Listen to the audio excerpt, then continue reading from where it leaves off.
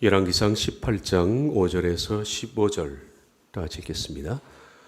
아합이 오바다에게 이르되 이 땅의 모든 물 근원과 모든 내로 가자. 혹시 꼴을 얻으리라. 그리하면 말과 노새를 살리리니 짐승을 다 잃지 않게 되리라 하고, 두 사람이 두루 땅을 나누어 아합은 홀로 이 길로 가고 오바다는 홀로 저 길로 가니라. 오바다가 길에 있을 때에 엘리야가 그를 만난지라. 그가 알아보고 엎드려 말하되 내 주 엘리야여 당신이시니까.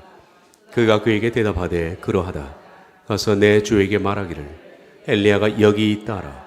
이르되 내가 무슨 죄를 범하였기에 당신이 당신의 종을 아합의 손에 넘겨 죽이게 하려 하시나이까.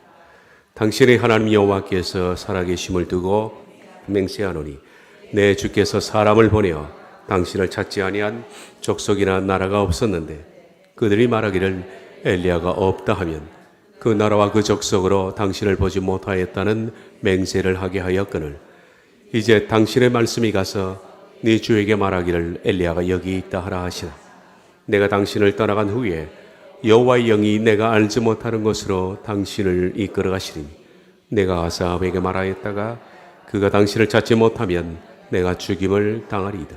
당신의 종은 너에서부터 여호와를 경외하는 자라. 이세벨이 여호와의 선자들을 죽일 때에 내가 여호와의 선자 중에 100명을 50명씩 굴에 숨기고 떡과 물로 먹인 일이 내 주에게 들리지 아니하였나이까. 이제 당신의 말씀이 가서 네 주에게 말하기를 엘리야가 여기 있다 하라 하시니 그리하면 그가 나를 죽이리이다. 엘리야가 이르되 내가 섬기는 만군의 여호와께서 살아계심을 두고 맹세하노니 내가 오늘 아합에게 보이리라. 아멘.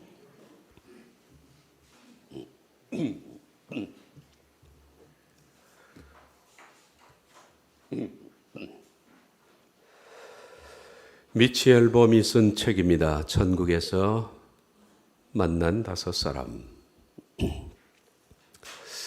이 책의 주인공은 에디라는 사람입니다. 그는 로즈가든이라는 놀이공원에서 놀이기구 정비사로 일을 하고 있었던 꽤 나이가 든 노인이었습니다. 아버지 때로부터 이 로즈가든에서 일을 했습니다. 어려서 태어나서부터 그는 계속 여기서 아버지 때부터 그렇게 살아온 거죠. 그런데 이 에디는 인생에 불만이 많았습니다. 전쟁에서 왼쪽 무릎을 다쳐서 지팡이를 항상 짚고 다녀야 했던 그는 아내마저 일찍 하늘나라로 떠나본 뒤에 자기 인생이 정말 보잘것이 없구나,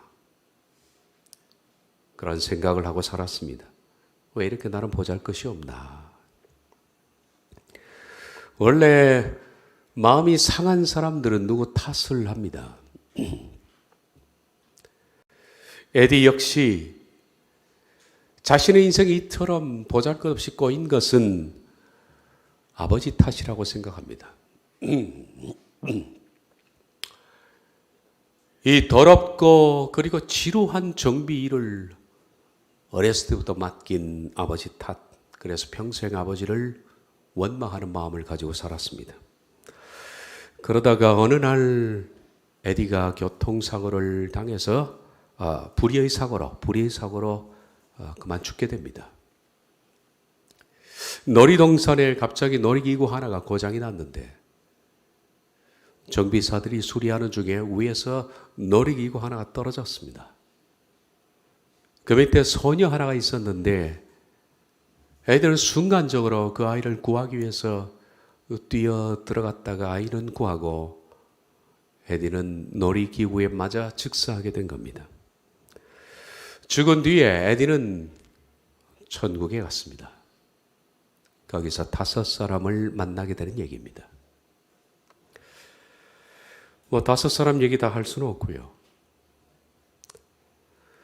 놀라웠게도 천국에서 에디가 만난 5사람, 이 5사람은 전부 에디와 관련되어서 죽은 사람들입니다.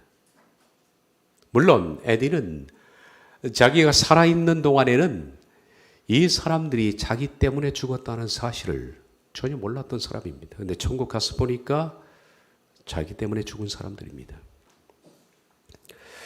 첫 번째 만난 사람은 에디가 아주 어렸을 때 이 로즈 가든의 서커스 일을 맡아 했던 블루맨이라는 사람이었습니다. 이 블루맨은 에디가 천국에서 만난 첫 번째 사람인데 그에게 충격적인 사실 하나를 털어놓습니다. 그것은 에디 때문에 죽었다는 겁니다. 블루맨이. 충격이었죠. 전혀 몰랐는데. 에디가 7살 되던 해에 공을 가지고 공놀이를 하고 있었는데 그만 던진 공이 도로로 날아갔습니다. 애니까 차가 오든 말든 그냥 뛰쳐 들어가서 도로에서 공을 가지고 다시 친구로 돌아왔는데 달려오던 블루맨의 차가 에디를 피하려고 급히 핸들을 꺾었습니다. 그리고 트럭에 받쳐서 사망을 하고 말았습니다. 물론 에디도 몰랐고 그리고 사람들도 단순히 블루맨이 교통사고로 죽었다 그렇게 생각을 했던 거죠. 천국 가서 보니까 에디 때문에 죽은 겁니다. 블루맨에게 에디가 그 얘기를 듣고 너무 미안하고 너무 슬퍼서 그에게 그렇게 말합니다. 내 실수로 당신이 죽었습니다. 이거는 공평하지 않습니다. 그러자 블루맨이 말합니다. 당신은 당신 때문에 내가 죽었다고 말하지만은 내가 지상에 사는 동안에 나 때문에 죽은 사람들이 많이 있다는 사실을 천국 와서 나도 알았습니다. 이 땅에는 매일 그런 일이 발생하고 있습니다.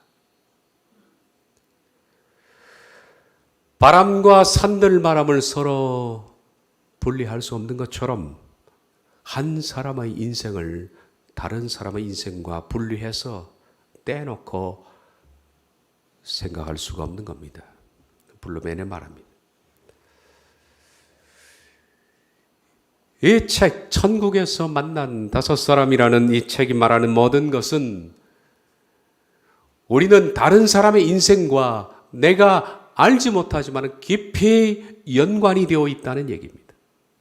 다 연결이 되어 있는 겁니다. 내가 알지 못하는 많은 사람과 나의 인생은 연결이 되어 있다. 그걸 이 책이 말하고자 하는 겁니다. 여러분들은 여러분이 어떤 사람을 도왔습니다. 또 그를 위해서 가슴 졸이면서 기도도 한 적이 있을 겁니다.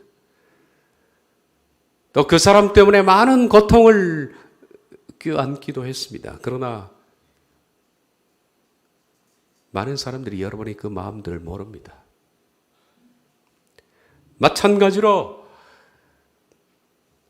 어떤 사람들이 나를 돕고 나를 섬겼고 나를 위해서 기도하고 눈물을 흘리고 나 때문에 수많은 고통을 겪었지만은 우리들은 대부분 그 사람을 기억하지 못합니다.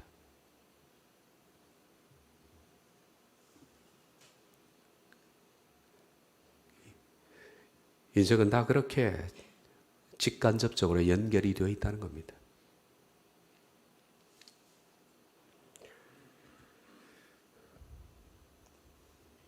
이분도 마찬가지입니다. 아주 뜬금없이 등장한 사람이에요. 오바댜.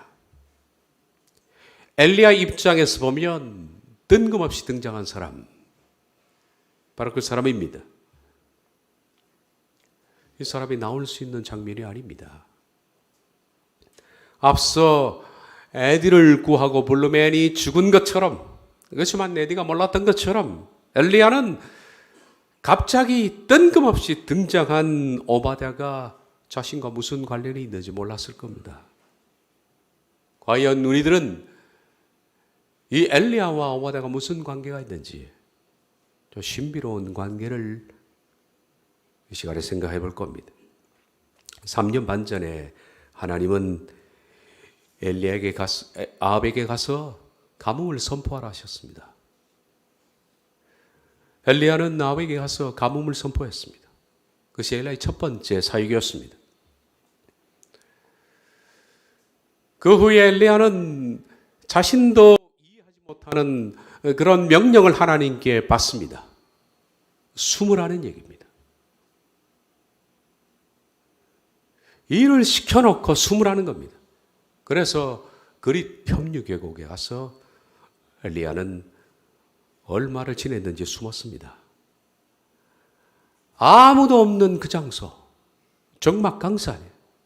하루 종일 지나가는 사람 한 사람도 볼 수 없는 장소, 거기서 엘리야는 숨어 있으면서 까마귀가 공수해 오는 그런 음식, 그것을 먹고 시간이 지냈습니다. 그 얼마가 지냈을지 모르지만 하나님은 다시 엘리야를 사르밧으로 옮겼습니다. 왜 하나님은 그를 그쪽으로 옮겼는지도 모릅니다. 가라 하시는 것 같습니다. 거기서 한 과부의 공개를 받고 다시 시간을 그냥 그렇게 보냈습니다. 엘리야는 이런 시간들이 무의미하다. 이건 아무 의미가 없어 도대체 라고 생각했지만은 시간이 지나고 나서 우리가 성경을 통해서 하나님이 그렇게 하신 이유 두 가지를 발견했습니다. 첫 번째는 엘리야의 개별적인 훈련이었습니다. 하나님은 그 시간을 통해서 엘리야를 만드시고, 두 번째, 오바댜 밑에서 오바댜의 말에서 할 수 있는 것처럼 하나님은 이세벨에게서 그를 숨겨 놓기 위함이었습니다.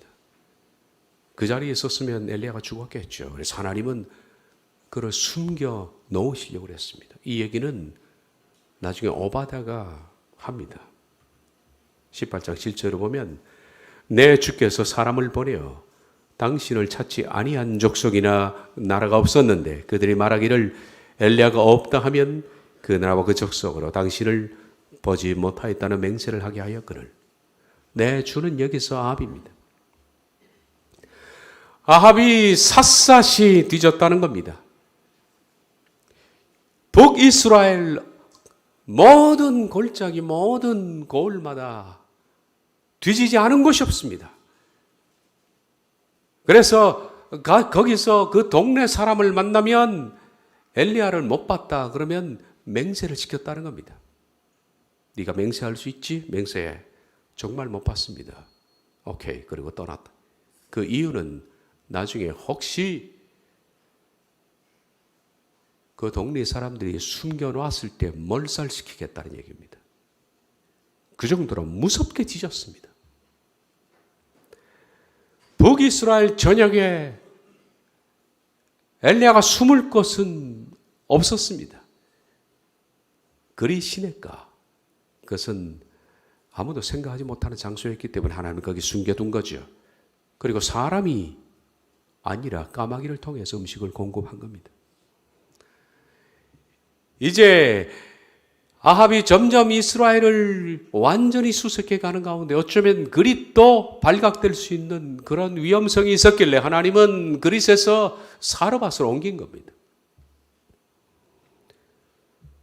그 나라까지 갈 것이라고는 생각을 못했던 그 장소. 그래서 엘리야는 사르밧으로 옮겼습니다. 그런 와중에 우리가 지난 시간에 봤던 것처럼 오바댜라는 사람이 나타났습니다.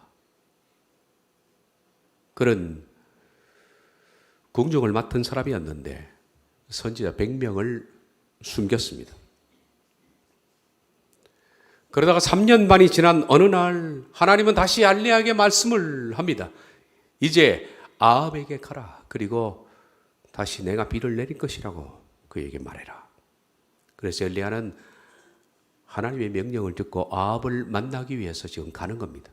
3년 반을 죽이기 위해서 샅샅이 뒤졌는데 못 만났던 그 아합을 지금 만나러 가라는 겁니다. 열왕기상 18장은 모든 스토리 중심이, 주인공이 누굽니까? 하나님과 엘리야가 엮어가는 얘기입니다. 18장의 중심은 엘리야입니다. 그런데 엘리야가 아합을 만나러 가는 그 과정에 뜬금없이 지금 오바댜가 등장을 한 겁니다. 엘리야 입장에서는 뜬금없이 등장한 사람입니다. 그러면 오바댜 얘기, 지난 시간에 제가 말씀드렸던 오바댜 얘기는 그냥 지나가는 스토리가 하나님과 아합 사이에 벌어지는 그 일들, 이 일들에 있어서 그냥 지나가는 과정에 한 사람을 언급하는 것일까? 이세벨이 선자를 멸할 때 선자 100명을 숨긴 오바댜의 얘기는 정말 놀라운 얘기입니다. 좀 용맹한 일입니다. 그런데 그럼에도 불구하고 엘리야 얘기에 끼어들 만한 이유가 없는 거예요. 끼어들 만한 이유가 없습니다. 오바댜 얘기는 그냥 지나가는 스토리일까? 그러나 성경에는 그냥 지나가는 얘기는 없습니다. 성경은 목적 없이, 아무런 목적 없이 그냥 스토리를 서술할 만큼 한가하지 않습니다. 성경은 분명한 목적과 이유가 있어서 그 스토리를 기록한 겁니다. 그 목적과 이유를 찾아내는 것이 성경을 보는 눈이라 그렇게 말합니다. 이 눈을 갖지 못하면 우리들은 사건과 사건 사이에 흐르는 하나님의 보이지 않는 메시지를 읽어내지를 못합니다. 성경 해석에 가장 중요한 거죠. 예를 들면 요한복음 2장에 가나 혼인잔치가 나오고 성전 숙적이 나옵니다. 가나 혼인잔치 뒤에 성전에서 예수님께서 몰아내시는 장면과 무슨 연관이 있는가 하는 연관성을 보지 못하면 우리들은 사건만 보지 얘기를 읽어내지 못하는 거죠. 그걸 찾아내는 것이 성경 해석입니다. 게다가 오바댜 얘기는 그냥 지나가는 스토리라 보기에는 너무 깁니다. 너무 장황합니다. 지난 시간에 말씀드린 것처럼 무려 17절에 해당하는 긴 얘기가 그에 대한 기사입니다. 엘리야 얘기는 17장부터 22장까지입니다. 지금 한창 긴박하게 엘리야 얘기가 진행되고 있고 클라이막스로 치닫고 있는 이 시점에 갑자기 이 오바댜가 등장한 겁니다. 물론 그가 놀라운 일을 했습니다마는 전혀 연관성이 없는 얘기 같지만 그가 등장하지 않아도 될 얘기입니다. 지금 아합과 엘리야 사이의 얘기입니다. 그렇다면 분명히 오바댜의 스토리는 아합에게 무슨 메시지를 주고 있는 겁니다. 마치 블루맨이 전혀 몰랐던 에디에게 메시지를 주는 것처럼 말입니다. 연관이 있는 겁니다. 다 연관이 있어요. 그렇다면 오바댜 이 사람과 엘리야는 무슨 연관이 있는 것일까? 제가 설교 시작에서 천국에서 만난 5사람 얘기를 했듯이 우리의 삶 속에는 여러 사람들과 우리 사이에 발생했던 모르는 많은 일들이 있습니다. 심지어는 나를 위해서 죽은 사람을 우리가 모르고 있습니다. 오바댜가 아합을 만나러 가는 그 와중에 엘리야가 아합을 만나러 가는 와중에 오바댜가 등장해서 엘리야에게 던지는 무언의 메시지, 그게 뭘까 하는 것은 결론적으로 제가 말씀드리고 잠시 오바댜가 어떤 사람이었는지 그에 관한 기사를 지난 시간에 이어서 좀 더 보여야 될 것 같습니다. 그래야만 그 해답이 나옵니다. 오바댜에 관해서는 이렇게 말합니다. 지난 시간에 제가 묻혀 사는 거인들이라고 불렀는데 오바댜는 묻혀 사는 거인입니다. 그런데 오늘 우리가 읽은 말씀은 전혀 어울리지 않는 모습입니다.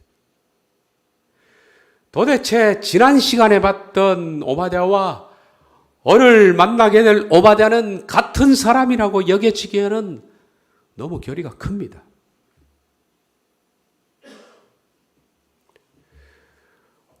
오바댜에 대한 기록을 보면서 제가 느낀 점이 이겁니다. 어울리지 않는 두 모습입니다. 마치 어느 정도 어울리지 않느냐면 위에는 넥타이를 매고 양복을 입었지만 안에는 몸빼를 입은 것과 똑같습니다. 어울리지 않습니다. 지난 시간에 우리가 만났던 오바댜는 정말 용맹스러운 사람이었습니다. 목숨을 내걸고 100명을 살려준, 그리고 그의 이름의 뜻 오바댜 야후라는 그 뜻은 여호와를 노예처럼 섬긴다라는 그 뜻, 그 이름에 걸맞게 그는 죽을 각오를 하고 노예처럼 하나님을 섬겼습니다. 이세벨이 분노해서 여호와의 선지자를 멸했습니다. 우리는 이세벨이 왜 이 같은 짓을 했는지 지난 시간에 제가 말씀드렸습니다.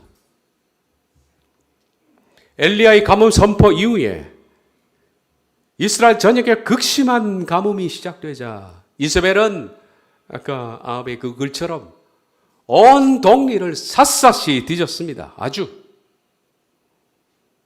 그리고 동네 하나하나마다 정말 엘리야를 못 봤다는 것을 맹세를 시켰습니다.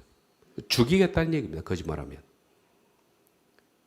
하나님은 그를 아무도 모르는 그릿에 숨겨놓았습니다. 그 하나님은 사르밧으로 옮겼다 그랬습니다. 이세벨과 아합은 도무지 이 가뭄을 선포한 엘리야를 찾지 못하자 분기탱천했습니다. 그래서 보복 차원에서 엘리야 대신 같은 하나님을 섬기는 선자들을 멸절시켜 죽이기로 했다. 그리고 두 번째 이유는 주술적 차원이라고 그랬습니다. 혹시 그들이 섬기는 신, 이 바알이 가장 싫어하는 라이벌 여호와의 선지자들을 죽이면 바알이 기뻐해서 하늘에서 비를 내릴 것이다. 그렇게 생각을 한 겁니다. 이 주술적인 겁니다. 온 나라가 공포에 쌓였습니다. 여기저기서 여호와를 경외하는 사람들이 죽어왔습니다. 수많은 여호와의 선지자들이 몰살을 당했습니다. 그런 와중에 오바댜는 100명을 50명씩 나누어서 갈멜 근처에 있는 동굴에 숨겨놓고 3년 동안 그들에게 먹을 것을 공급을 했다. 지난 시간에 봤죠? 4절에 이세벨이 여호와의 선지자를 멸할 때 오바댜가 선지자 100명을 움켜쥐고 50명씩 굴에 숨기고 떡과 물을 먹였더라. 락카우, 여기서 낚아채다. 절박한 순간에 이들을 낚아채서 굴에 피신시켰습니다.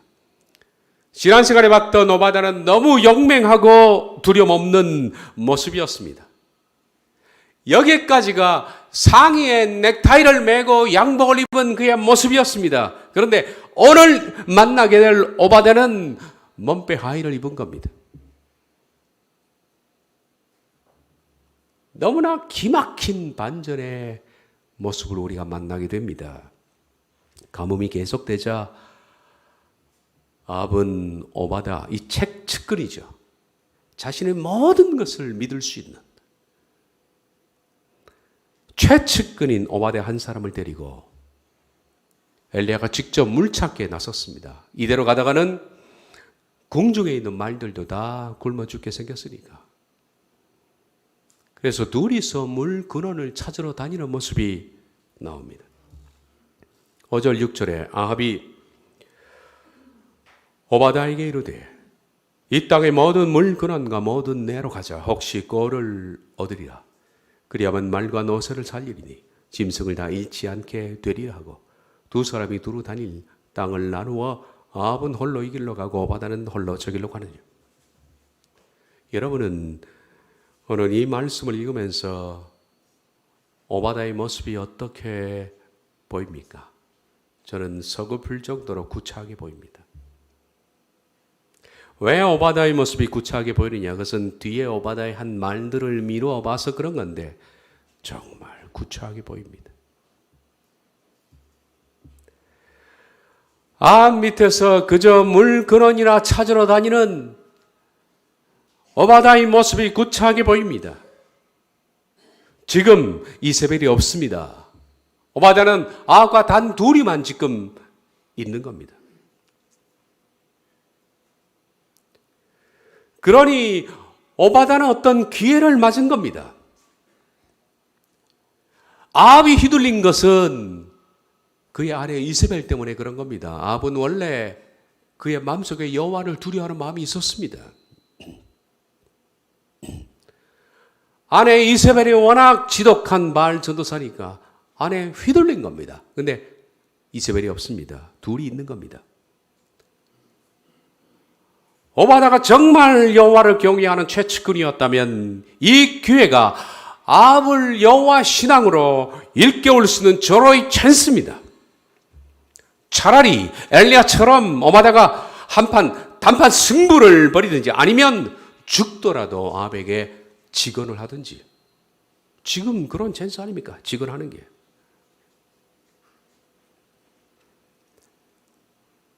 왕이여, 지금 가뭄이 발생한 것은 왕이 여호와를 떠났기 때문입니다. 그 점을 회개하셔야 됩니다. 직언해야 됩니다. 그렇게 직언해야 하는 것이 우리가 지난 시간에 봤던 여호와의 선지자 100명을 숨겨준 오바댜의 그런 모습입니다. 그런데 지금 아합과 함께 물이나 찾으러 다니는 너무나 구차한 모습 때문에 실망스럽습니다. 과연 선지자 100명을 목숨 걸고 구출한 지난번 그 오바댜가 맞나 그런 생각이 듭니다. 아합과 헤어져서 물 근원을 찾아서 여기저기 헤매던 오바댜가 길가에서 아합을 만나러 가던 엘리야를 만납니다. 그리고 엘리야와 나눈 대화 내용은 역시 우리를 너무 실망시키기에 충분합니다.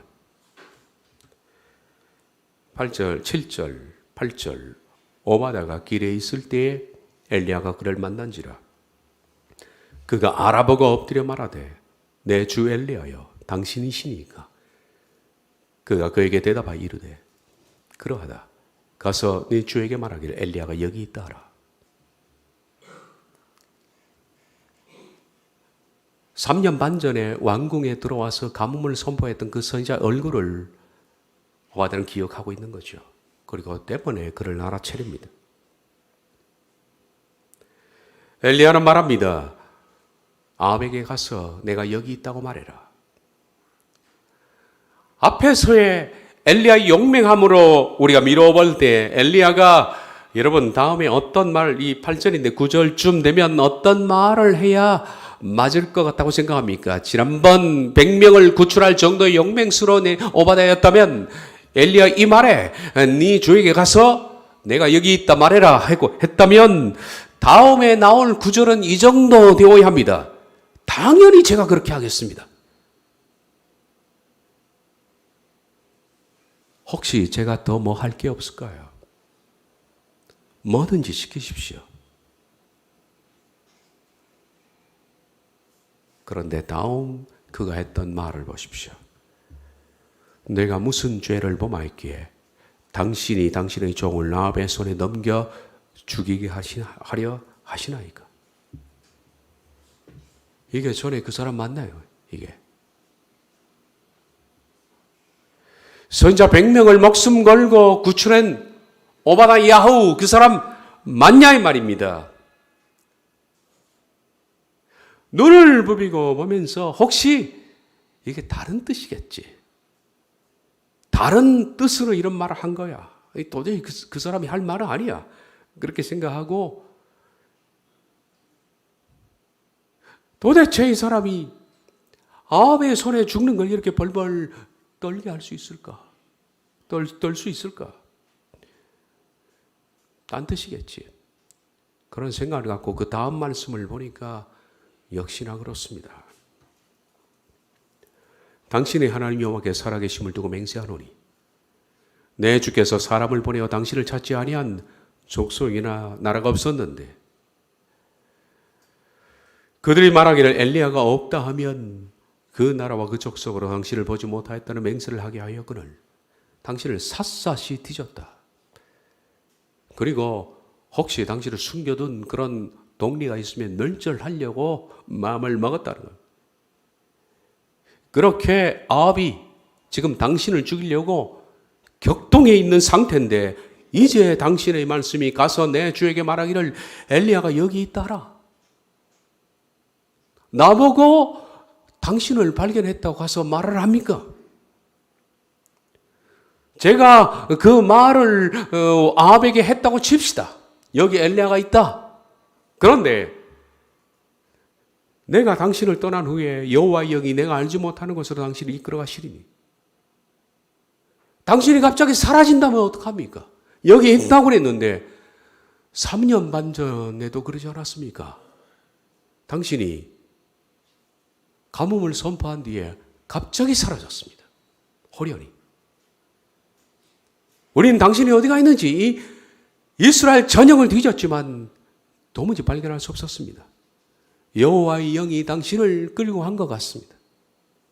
지금도 내가 당신이 여기 있다라고 아합에게 말하면 그 후에 당신이 갑자기 사라진다면 아합이 찾다가 나를 죽일 텐데. 그러고 오바댜는 읍소를 시작합니다. 당신의 종은 어려서부터 여호와를 경외하는 자라. 나 하나님 이렇게 잘 경외하는 사람인데 나 죽도록 하지 마십시오.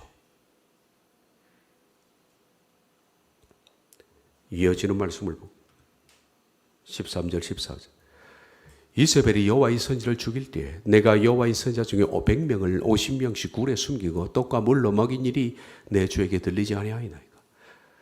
자기의 이 일도 자기가 생명을 구걸하는데 내가 이만한 공로가 있으니까 나 좀 살려달라는 얘기를 쓰고 있습니다. 이제 당신의 말씀이 가서 내 주에게 말하기를 엘리야가 여기 있다 하라니 그러면 그가 나를 죽이리다. 2번이나 똑같은 말을 합니다. 죽을까 봐 벌벌 떠는 겁니다. 오바댜의 모습은 지난 시간에 봤던 두려움 없는 용맹한 모습이 아니라 죽을까 봐 벌벌 떠는 너무나 나약한 모습입니다. 우린 이 오바댜의 두 모습 때문에 당혹스럽습니다. 그래서 제가 말씀드렸죠. 마치 넥타이를 매고 양복을 입은 사람이 하의를 몸빼를 입고 있는 것과 똑같다고.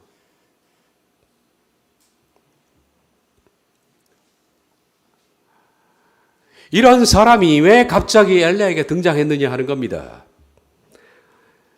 열왕기상 18장은 말씀드린 것처럼 하나님과 엘리야와 아합이 주인공입니다. 하나님, 엘리야, 아합 중심으로 스토리가 지금 진행되고 있는 겁니다. 그런데 갑자기 뜬금없이 오바댜가 등장했다 그렇게 말했습니다. 그리고 제가 말씀드린 거 오바댜 얘기는 그냥 지나가는 스토리가 아닙니다. 이세벨이 선지자를 멸할 때 100명을 굴에 숨겨 살린 그의 얘기는 필적할 만한 놀라운 일이지만 지금 긴박하게 하나님, 아합, 엘리야 사이에 돌아가는 그 중심적인 스토리에 끼어들 만한 그런 이유가 없어요. 얘기는. 그러나 말씀드린 것처럼 성경에는 그냥 지나가는 스토리가 없습니다. 아무 목적 없이 한가하게 성경은 지나가는 얘기를 쓰지 않습니다. 분명한 목적과 이유가 있기 때문에 그 사건을 쓰는 겁니다. 다시 말해서 오바댜 얘기는 하나님과 아합과 엘리야 사이에 분명한 목적을 가지고 지금 끼어든 얘기입니다. 우린 지난 시간에 오바댜를 그렇게 불렀습니다. 묻혀 사는 거인. 묻혀 사는 거인.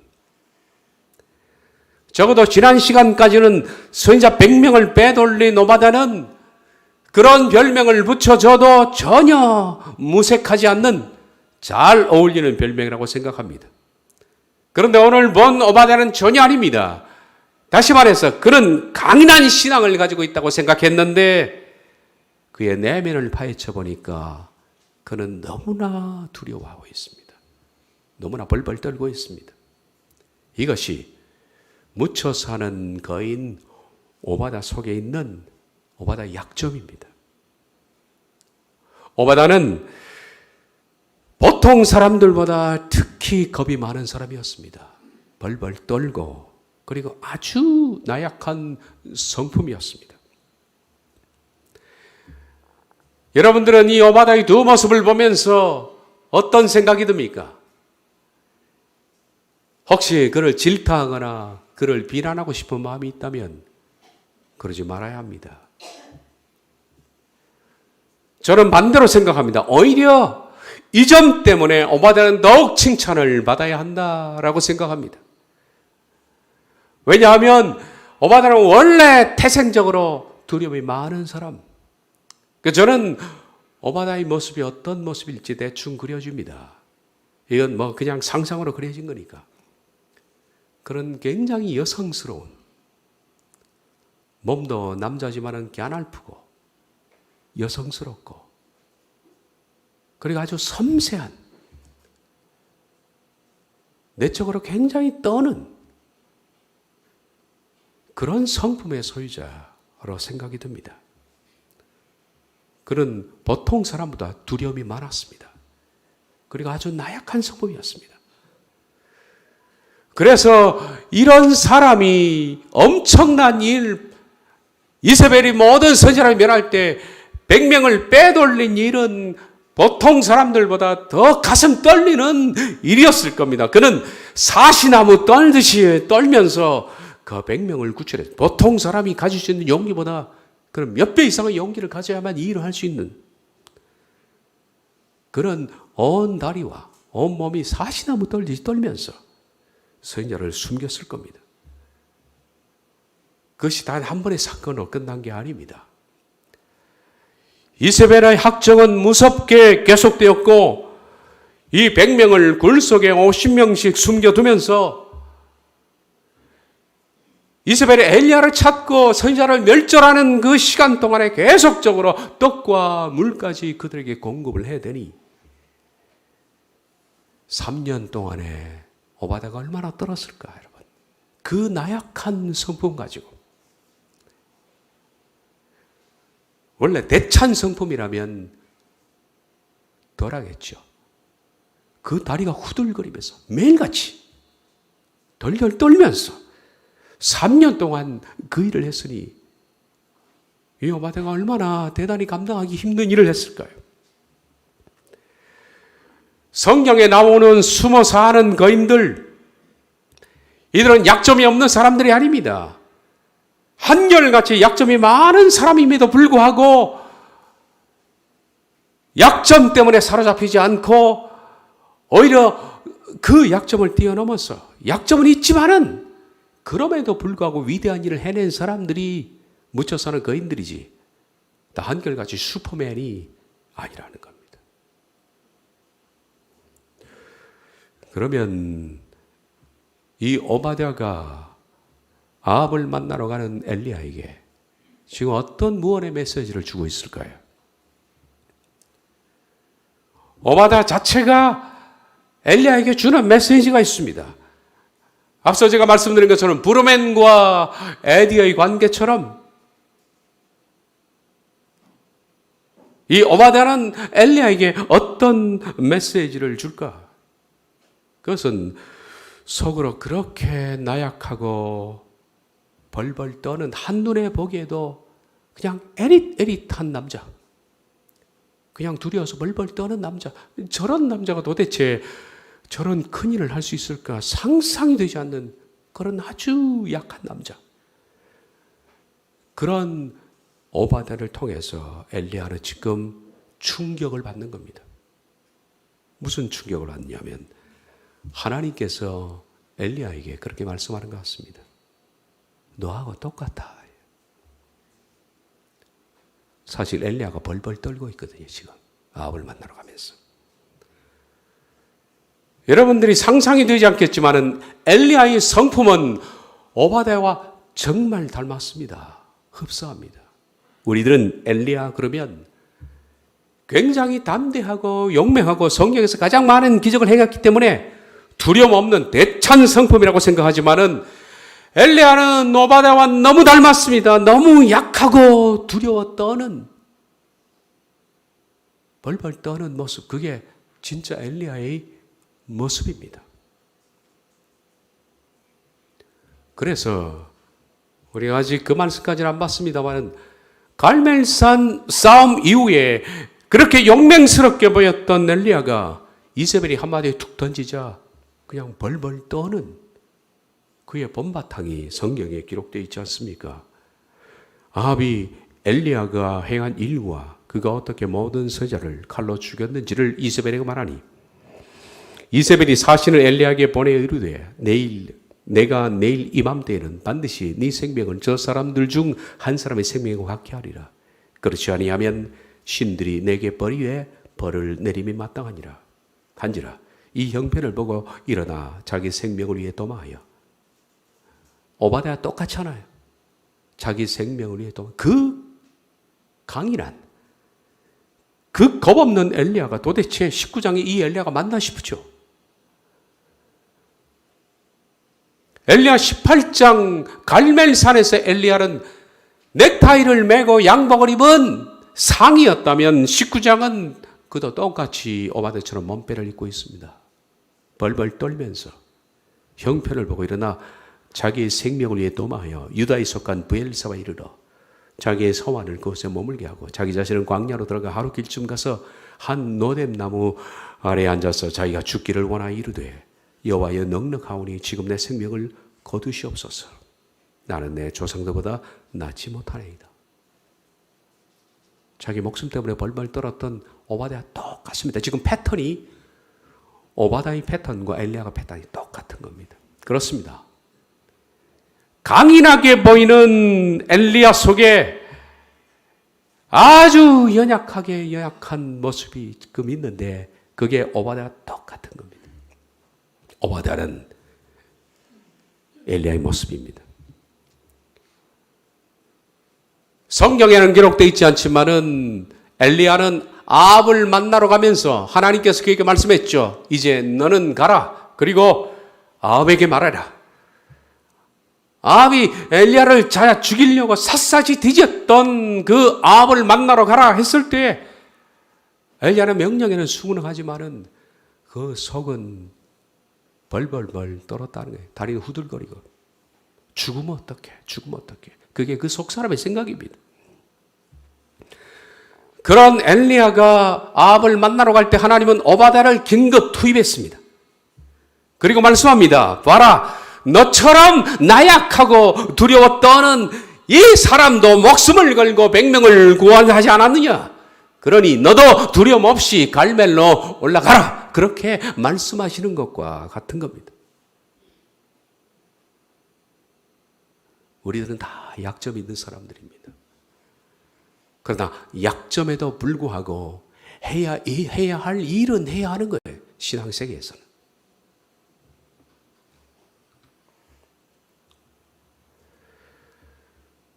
사람들은 저를 강한 사람이라고 생각합니다.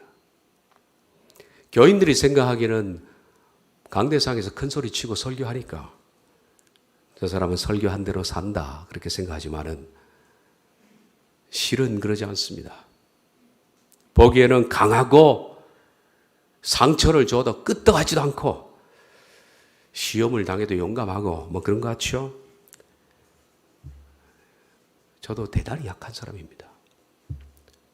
두려움도 있고 나약해서 떨고 교인들에게 상처를 많이 받습니다.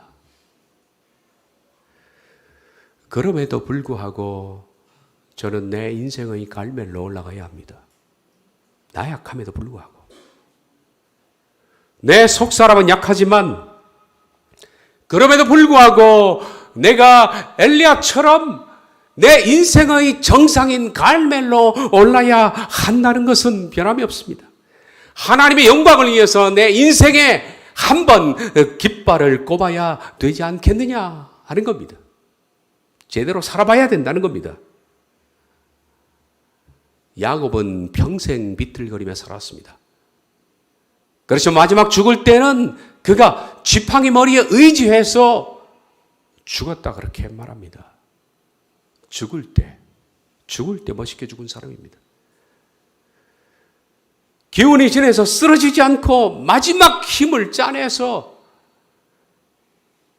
침상에서 지팡이를 의지해서 일어나서 머리를 기대고, 머리에 지팡이 끝에 자기 머리를 기대고 경배한 채 죽은 거예요. 이게 야곱이 하나님을 위해서 자기의 신앙의 고백을 한 야곱의 갈매입니다. 야곱의 갈매.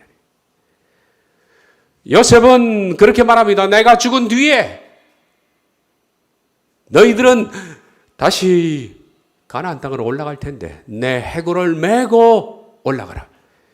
이집트 사람들이 보는 가운데 내 해골을 메고 올라가라.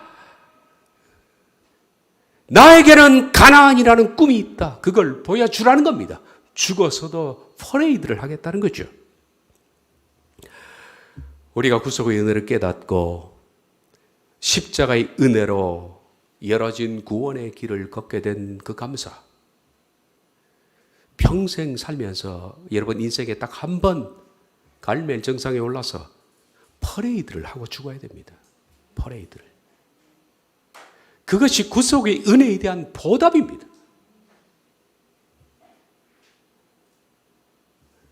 제가 몇십 년 전 저 공릉동의 원자력 병원에 몇 번 전도를 하러 갔습니다. 가서 한 장면을 봤는데 잊혀지질 않습니다. 암사기인데, 암사기로 온몸이 시커먼 흑인처럼 된 남자가 아내인지 간병인인지 휠체어에 앉아서 뒤를 누가 끌어주는데 휠체어에 앉은 그는 고개를 들 힘도 없는 거예요. 머리를 그대로 땅에 떨어뜨린 채. 여기에 우리 전도띠처럼 띠를 하나 띈 거예요. 예수님 믿으십시오 라는 띠를 띠고 이분이 원자로 빼온 모든 병실을 하루에 한 바퀴 그렇게 돕니다. 말은 못하니까. 그리고 며칠을 돌았는지 그러고 죽으신 거예요. 마지막 퍼레이드. 나를 구속하신 하나님의 은혜에 대한 내 인생의 정상 갈멜에 올라서 마지막 퍼레이드를 하고 죽겠다는 겁니다. 그것이 하나님의 구속에 은혜한 보답이죠. 보답이에요. 우린 다 두려워하는 사람입니다. 나약하고 벌벌 떨고 겁이 많고 자주 넘어지고. 그렇지만은 갈멜에 올라야 되겠다는 마음은 변함이 없습니다. 하나님이 엘리야에게 말합니다. 너와 똑같은 사람 여기 있지 않느냐. 너처럼 속은 연약하고 사지가 벌벌 떨리면서도 목숨 걸고 지금 이거 했다. 이 오마다는 너와 똑같이 겁이 많고 나약한 사람이다. 그런데도 이 자는 해냈다. 너 힘을 내야 된다. 갈멜에 올라가라. 여러분들에게 말씀드립니다. 여러분 인생의 갈멜에 올라야 합니다. 그것이 은혜에 대한 보답이죠. 기도하겠습니다.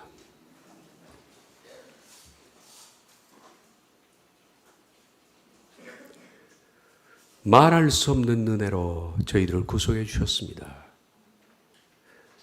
구속의 은혜가 아니라면 우리가 어찌 오늘 우리의 인생 자체가 의미가 있겠습니까? 우리가 살아보니까 잘 먹고 잘 입고 좋은 장소에 사는 것, 그리고 행복을 누리는 것, 이런 것도 큰 의미가 별로 없습니다. 그리고 나이가 더 들수록 인생은, 그리고 우리의 목숨이 끊어질수록 인생은 더 허무할 겁니다. 우리가 하나님의 나라에 대한 소망이 없었더라면 모든 것들은 정말 허무한 것들인데 저희를 구속의 은혜로 부르셨으니 그 은혜에 보답하여 마지막 하나님께 은혜의 퍼레이드를 하는 우리 모든 교우들이 되게 해 주옵소서. 예수님의 이름으로 기도하옵나이다.